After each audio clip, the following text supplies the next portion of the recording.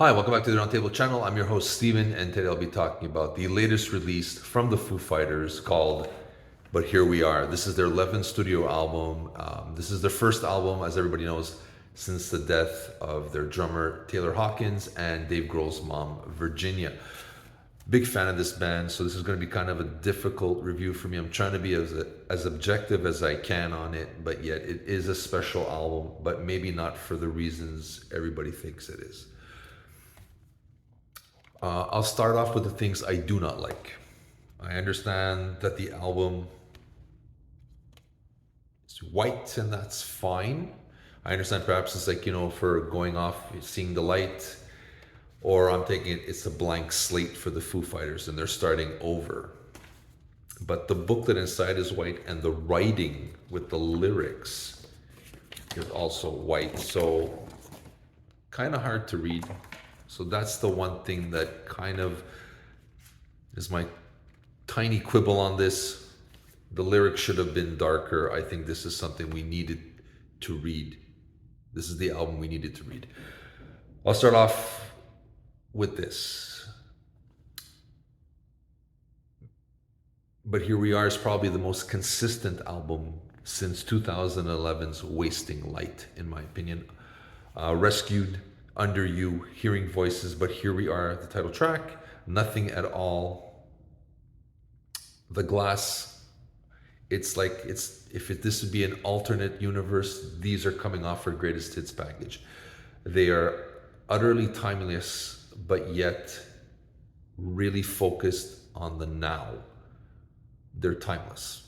And these are going to be staples, future staples for the Foo Fighters for the next few years, or how many years they do stay. I'm glad that they are back. I think a lot of people thought they were going to pack it in, but just like in 1994 when Kurt Cobain died and Nirvana ended, Dave Grohl started the Foo Fighters. Foo Fighters arose like a phoenix from the ending of one band, and it continues, and it's coming again, this second arising of the phoenix with this album, I think. Dave Grohl's vulnerability on here is heartfelt throughout. You can see this is him struggling and the band struggling to find meaning, peace, maybe answers. I don't know if they ever found them. I don't think we ever will. I think we've seen in some of their interviews how some of the songs like Rescue, I need to be rescued, bring me back to life. Under You, I'm going to get over it, but I'm never really going to go over it. The Teacher is a 10-minute long track dedicated to his mom, Virginia. Rest, as he's talking about rest, you'll find a better place. And at this time, he's going to see him somewhere. He's going to meet him elsewhere. So there's a lot of references to the deaths and the loss. But it's never a sad album. The songs are still catchy. They're still going to remain in your head for days. Sometimes you won't even know this song is really sad unless you start looking at the lyrics.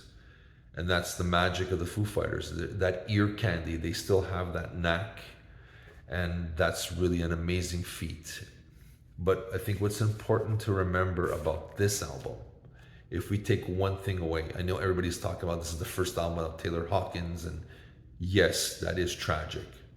But what's going to bring to light, I think, is through Dave Grohl's vulnerability on these tracks, is that we finally see a man talking about the loss of a man friend.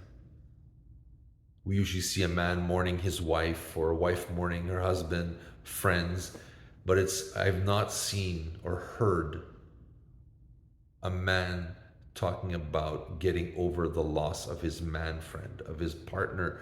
This was his right-hand man. This was his brother from another mother. And to see that brought to light, I hope if there's one thing we take away from this album, or if anybody else does, is that I hope we see that men struggle with loss as well. And I think that I hope this inspires other artists to write about this loss. And that's what makes this album, for me, this is what's the defining thing of this album. Yes, losing his mom and Taylor Hawkins is devastating, and I don't wish that on anybody to go through it. It's hard. But if we can take one thing away, if there's one thing that will reside after this album is, let's say, a year into it or 5 years into being released after, is that we have men showing the struggle of loss. And like I said, I hope it does inspire other male artists to write these things, because I think Dave Grohl really touched a nerve on this album without losing the rock pop sensibility that the Foo Fighters are known for. So like I said, this is almost plays out like an alternate universe greatest hits package with 10 new tracks. The hardest one may be The Teacher. It is 10 minutes long, and it's kind of a mix of, let's say, if REM would have fronted Led Zeppelin. Figure that one out. Rest is another hard track. It's not as poppy, and it's hard to hear because you hear Dave struggling and wants to see and meet Taylor one more time. Wishes him first to rest, and he has a dream that he saw him again. So it's a very hard song to listen to, but it's a song I think that we needed to hear, and it's an album we needed to hear, and it's an important album. Like I said, the thought of loss from the point of view of a man, and sometimes talking about another man. I think it's an important step in music, in rock music especially, where we're supposed to be super macho and it's a man looks at a woman. This is a great, great album just for that fact that it shows the band, who are a bunch of guys mourning the loss of their comrade and their friend. And I think for me, this is why this album is recommended. Like I said, it is the most cohesive album since 2011's Wasting Light, but it's an important message here. And it's the struggle, and I think we need to hear this album. And it's not a downer for the most part, although there are struggling and there is that search for the answers of, am I gonna get over it? I know I'm not gonna get over it. It's these questions that he ponders, and that's what makes this album very interesting and a phenomenal listen, but it doesn't take away the fact that it's still ear candy to a lot of the songs. If you don't listen to the lyrics, sometimes you just think it's another Foo Fighters, rock song. And that's the magic of this album.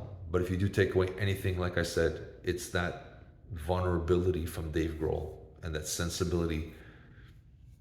And I think it's a beautiful thing. I highly recommend, if you have not been a fan for the Foo Fighters for a while, especially with their dance albums, you need to come back to this one. This is an album that needs to be heard. I highly recommend this. I give this album, 4.5 stars out of 5. And I think if you were a Foo Fighters, if you're a music fan in general and looking for something touching without losing its pop sensibility, this is it. So this is Steven from the Aroundtable with my highest recommendations for the 11th studio album of the Foo Fighters called But Here We Are. But you let me know what you think. I would love to hear from you. Hit that like button and subscribe. This is Steven from the Aroundtable signing off.